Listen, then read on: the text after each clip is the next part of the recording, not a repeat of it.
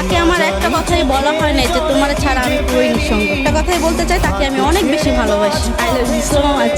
রমনাতে ঘুরতে আসছেন কিন্তু কেউ ফুল কিনে দেয়নি? না, কেন, ফুল কিনে দেওয়ার মতন মানুষটি কি নেই? প্রবাসে থেকে। স্বামী বিদেশ? হ্যাঁ, স্বামী বিদেশ। এই মেয়েদের স্বামী বিদেশ থেকে তাদের জীবনটা কিভাবে কাটে? তাদের জীবনটা হচ্ছে ভাইয়া মূলত নিঃসঙ্গ, কারণ তাদের সঙ্গ দেওয়ার মতন একটা মানুষ নাই বা সাপোর্ট নাই। তারা একা একা মানে একাকিত্ব বোধ করে। দিন শেষে তারাই একা, তাদের পাশে কেউ থাকে না।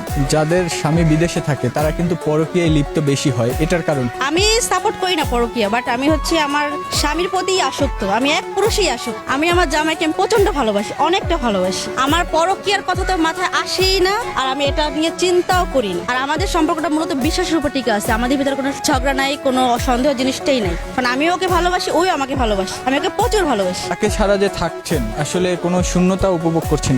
শূন্যতা অবশ্যই উপভোগ করতেছি, কারণ উনি যখন ছিল একদম পাশে ছায়ার মতন ছিল। আমার যেটা প্রয়োজন ছিল ওইটাই এনে দিছে, বা যেখানে আমার যাওয়া উচিত ছিল ওইখানে নিয়ে গেছে, বা আমার সাথে খুনসুটি বা হাসাহাসি বা ঠাট্টা ফাজলামি সবই করছে আমার সাথে, যেটা আমি এখন ফিল করি। ভাইয়া যখন রাগ করে তখন কি করেন? আমি যদি কোনো ভুল করে থাকি তখন আমি ঠান্ডা মাথায় ফোন দিয়ে বলি যে দেখো আমার তো মানে ভুল হয়ে গেছে, তো বিষয়টা আমরা বাড়াবাড়ি না করে এখানে মানে মিট করার ব্যবস্থাটা করি। আর উনি বলতেছে না এটা হবে না, কারণ তুমি ভুল করছো, তুমি সরি বলো। তো এটা নিয়ে আমি একটু মন খারাপ করি যে না আমি সরি বলবো না, তুমি সরি বলো। যেহেতু মেয়েরা একটু বেশি জেদি থাকে, যার কারণে ছেলেদের সরি বলতে হয়। তো সেই ক্ষেত্রে হচ্ছে ওকেই সরি বলে যে তুমিই সরি বলবা।